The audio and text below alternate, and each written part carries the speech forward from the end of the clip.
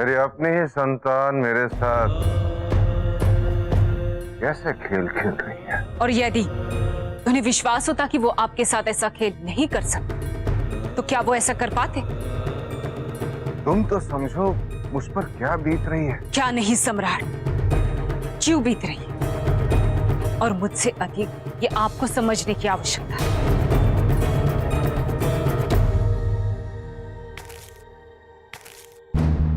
अस्पष्ट और फरोग से की गई बातों के लिए मेरे पास धैर्य शेष नहीं, और ना ही मुझ में अभी कोई धैर्य शेष कि मैं आपसे और कुछ छुपा सकूं। दोष कौरकी का नहीं, दोष हमारे पुत्र की नियति का है, उसके पिता के दृष्टिकोण का है। हाँ सम्राट, अति की भी कोई सीमा होती है। अशोक आपका पुत्र है, आपका रक्त है, और निस्संदेह सबसे सर्वश्रेष्ठ है वो। आपके सभी पुत्र यदि किसी ने पुत्र धर्म निभाया है तो आपके इसी दासी पुत्र ने 14 वर्ष उसको आपसे दूर रहना पड़ा। उसके पश्चात भी वो आपसे प्रेम करता है, आपका सम्मान किया। आज तक उसने जो कुछ भी कार्य किया वो सिर्फ आपको प्रसन्न करने के लिए, आपको गौरवान्वित करने के लिए, अपने प्राणों की चिंता किए बिना। बचपन से लेकर आज तक उसने सदैव आपकी दृष्टि में अपने आप को योग्य सिद्ध किया है।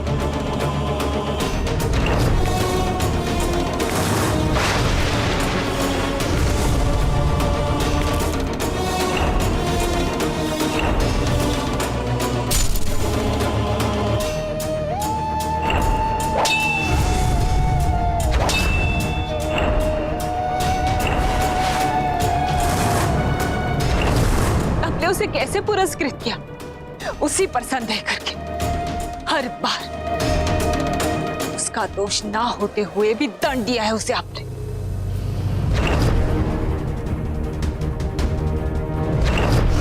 अशोक, तुमने अपने छोटे भाई की हत्या कर दी, प्राण ले लिए उसके। मैं बिंदुसार मौर्य तुम्हें ना केवल इस राज भवन से अपितु मगध साम्राज्य से भी निर्वासित करता हूँ। और आज भी उसकी मंशा समझे बगैर उस पर तलवार उठा दिया आपने। यदि मैं अपने प्राण लेने की चेष्टा ना करती तो आप दोनों में से किसी एक प्रिय को मैं आज खो देती। मेरे पुत्र की मंशा कभी भी दोषित नहीं रही है। उसने हर बार सिद्ध करके दिखाया कि उसने जो भी कार्य किया है, जो भी लड़ाई लड़ी है, इस स्वार्थ होकर मगध के हित में, और किसी पर नहीं, पर आपके कुलगुरु आचार्य चाणक्य के निर्णय पर भी आपको विश्वास नहीं? यदि अशोक में कोई भी दोष होता तो क्या आचार्य चाणक्य अपनी स्वप्न की पूर्ति का दायित्व उसे सौंपते? नहीं, उन्होंने किसी और को नहीं, हमारे अशोक को ही चुना। और उसके पीछे सिर्फ एक ही कारण था सम्राट, यही उसकी नियति है। आचार्य चाणक्य ने अशोक पर तब विश्वास किया था जब वो छोटा था। अनेक बाधाओं और संकटों के पश्चात उनका विश्वास नहीं छूटा। फिर भी मेरा पुत्र सदैव षड्यंत्रों का केंद्र बिंदु बना। जानते हैं किसकी दुर्बलता का प्रमाण है? आपकी।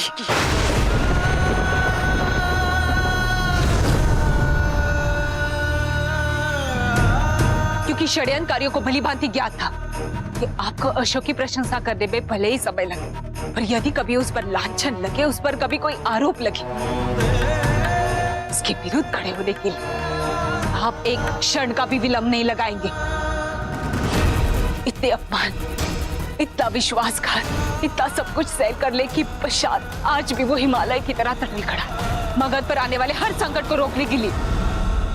अचंभा होता है मुझे ये देख करके, जो पुत्र अपने पिता के लिए, अपनी मातृभूमि के लिए इतना सब कुछ करता है, अपने प्राण न्यौछावर करने के लिए तैयार है, उसके पिता उसे ऐसे बहरबार रखते हैं। इसलिए क्या आपको विश्वास है कि अशोक आपकी हर बात सहन कर रहे?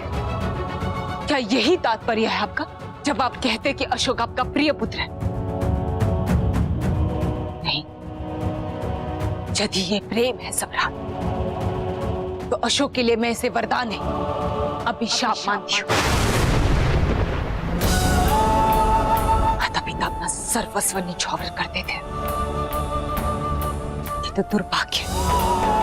मैं आपके लिए ऐसा भी नहीं कह सकती, नहीं कह सकती। धर्मा, अशोक को बुलाओ। ठीक।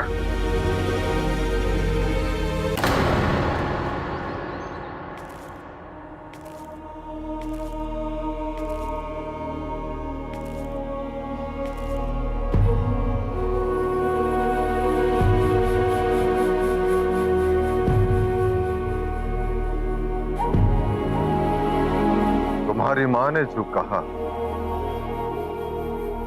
यदि वो सत्य है तो तुम्हें बहुत कुछ कहना है मुझसे। आज मेरे कारण आपको सबके समक्ष लज्जित होना पड़ा। आज मेरी नहीं, तुम्हारी बात का समय है पुत्र। मुझे संपूर्ण सत्य बताओ, वो सत्य जो अब तक मेरी दृष्टि से छिपा रहा, मेरे आसपास रहने वालों का सत्य जो मैं देखकर भी पहचान न सका।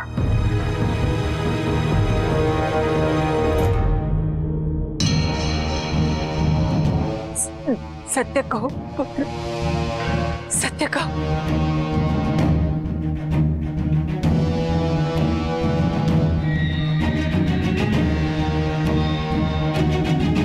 गुरुवर चाणक्य की मृत्यु से पूर्व मेरे लिए एक संदेश छोड़ गए थे, जिसमें उन्होंने ये लिखा था कि हमारे घातक शत्रु वो नहीं है जो इस भवन के बाहर है, अपितु वो है जो इस भवन के भीतर। गुरुवर का संकेत स्पष्ट रूप से मेरे भाई राजमाता हेलेन, महारानी चारुमित्रा और महामात्र की ओर था।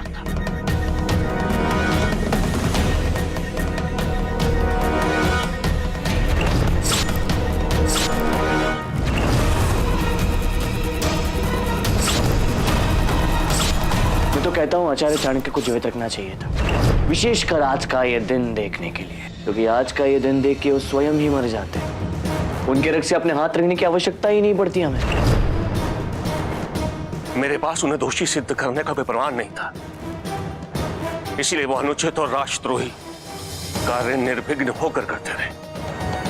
उन्होंने न जाने कितने प्रयास किए मेरी हत्या करने के, मुझे दुर्बल करने के, मेरे परिवार को हानि पहुंचाने की।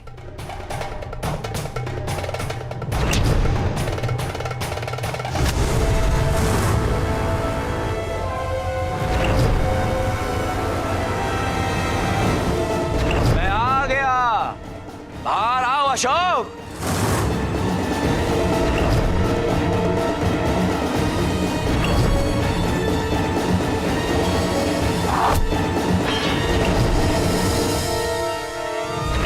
किंतु मैंने उन्हें एक बार भी विजय नहीं होने दिया। जितने बार उन्होंने की, मेरा संकल्प उतना ही दृढ़ होता गया। और कुछ है जो बताना शेष रह गया हो?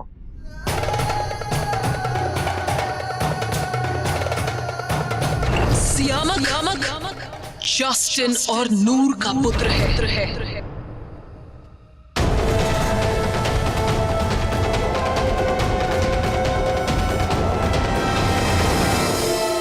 जी नहीं, कुछ भी नहीं।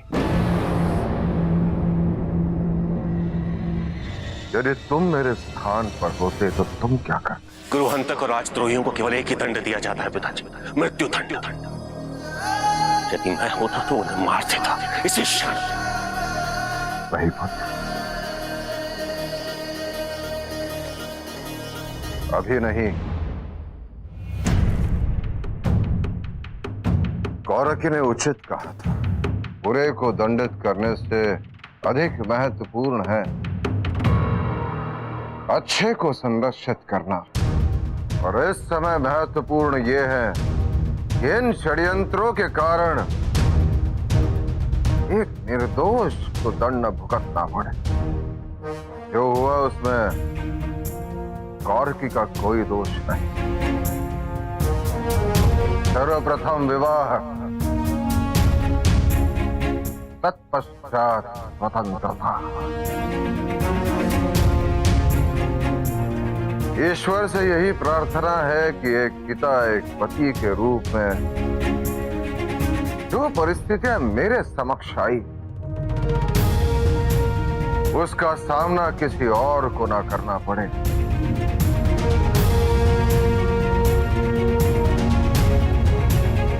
आज मैं चंद्रगुप्त मौर्य का पुत्र मगध सम्राट बिंदुसार मौर्य तुम्हें वचन देता हूं।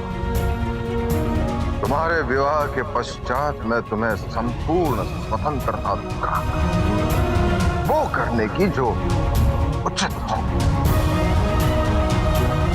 उसके पश्चात एक भी राजद्रोही बचना नहीं चाहिए, चाहे वो महामात्य हो, महारानी चारुवित्रा हो या मेरे पुत्र। तुम उन्हें मारोगे, सबको मारोगे और इस भूमि को उनके पापों से मुक्त कर दोगे। आज तक तुम्हारे स्वप्न पूर्ति की सबसे बड़ी बाधा मैं था, किंतु अब आचार्य चाणक्य की इच्छा पूर्ति हेतु मैं तुम्हारे लिए प्रथम सीढ़ी बनूंगा। मैं सुनिश्चित करूंगा कि तुम अशोक सम्राट बनो, चक्रवर्ती अशोक सम्राट। जैसे छवि आचार्य चाणक्य ने तुमने देखी थी, जैसा स्वप्न तुम्हारे मां ने देखा,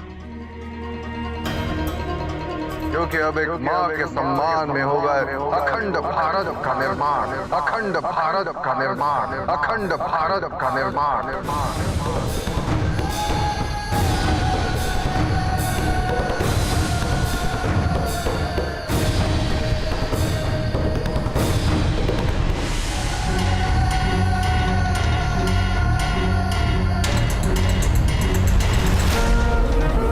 विजयी भव।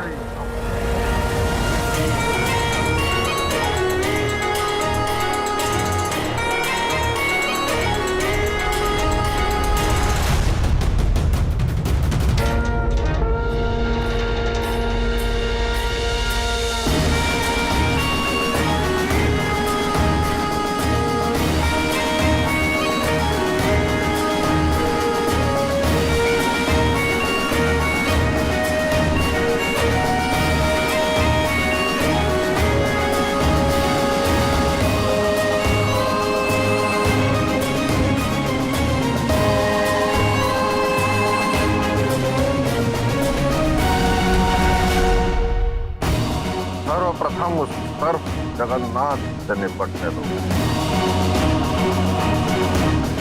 ताकि यह विवाह आबादित रूप से संपन्न हो सके। क्या वो अपनी स्वीकृति देंगे? अवश्य देंगे।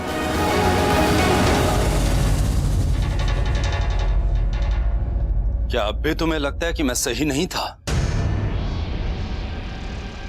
एक पल नहीं लगा पिता पुत्र को एक दूसरे पर तलवार उठाने में। क्या अब भी तुम सोचती हो कि यह स्थान तुम्हारे लिए सुरक्षित है?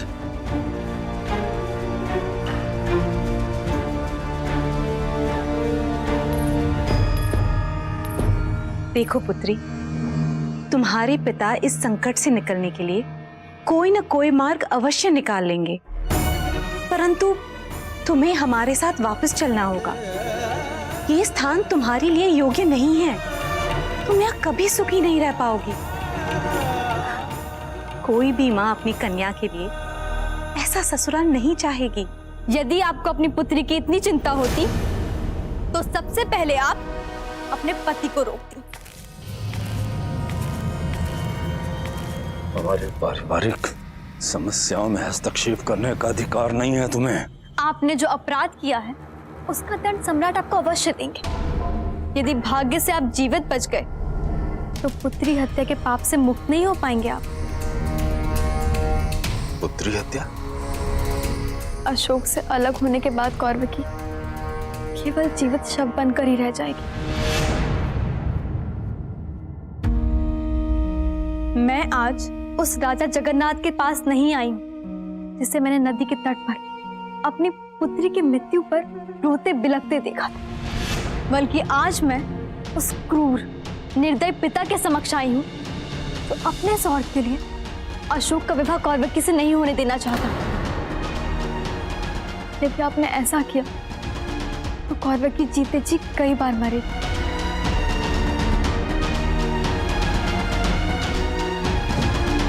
अपनी पुत्री पे दया कीजिए, कुछ ऐसा कीजिए कि सारे संसार को ज्ञात हो जाए कि वो आपके अपराध में सहभागी नहीं थी, वो विश्वासघाती नहीं थी।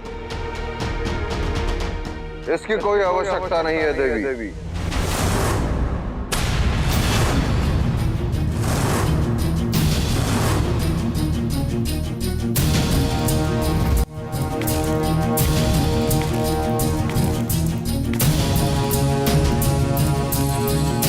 सम्राट, जो सत्य अनावृत हुआ उसके आधार पर निश्चित मेरा विवाह टूट जाएगा। मैं सब कुछ खो दूंगी। जो स्वप्न मैंने बचपन से देखे वो पूर्ण रहेंगे। मैं प्राण विहीन देह बनकर रह जाऊंगी। मुझे आपका हर निर्णय स्वीकार है, किंतु एक ही प्रार्थना, आप अशोक को समझने में भूल मत कीजिए। वो निर्दोष। आपका राजकोष आपको वापस मिल गया। मैं मगध से हमेशा के लिए लौट जाऊंगी, कभी वापस नहीं आऊंगी। मेरे पिता को क्षमा कर दीजिए। उन्होंने जो भी किया विवाह तोड़ने के लिए किया। वो संरक्षक पिता की भांति मेरा हित चाहते थे। इनको क्षमा करके मगध और कलिंग के बीच जो बैर उसे समाप्त होने दीजिए, अन्यथा अशोक का स्वप्न पूरा नहीं होगा। अशोक मेरे बिना जीवित रह सकता है, किंतु अपने गुरु के स्वप्न के बिना नहीं। उसे इतना बड़ा दंड मत दीजिए सम्राट, मत दीजिए। कौरकी,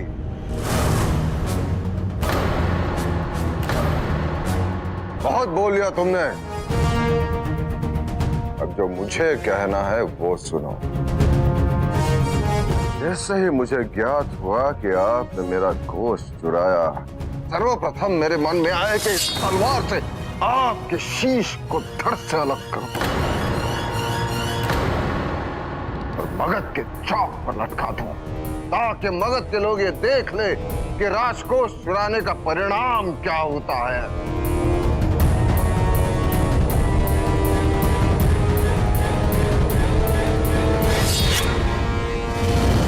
उसके पश्चात ये सोचा कि आपको इससे भी बड़ा दंड दिया जाए, और वो होगा कि अपने पुत्र अशोक का विवाह आपकी पुत्री कौरकी के साथ।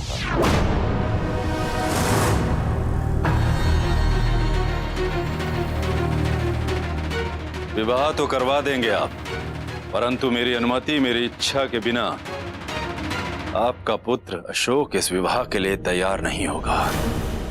आपको किसने कहा कि यह विवाह आपकी इच्छा, आपके सम्मति के बिना होगा?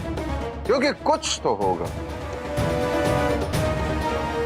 जो आपको इस विवाह की अनुमति ना देने से भी प्रिय हो। मेरे लिए इससे महत्वपूर्ण और कुछ भी नहीं कि मैं आपके पुत्र अशोक से घृणा करता हूं। इतने शीघ्रता से निर्णय मत लीजिए कलिंग नरेश महाराज जगन्नाथ। सोचिए, अच्छे से सोचिए, क्योंकि ऐसा अवसर बार बार नहीं मिलता कलिंग नरेश। और जब भी सोच ले तो आप निसंकोच कहिए, क्योंकि आपकी सम्मति का कोई भी मूल्य चुकाने के लिए मैं तैयार हूं।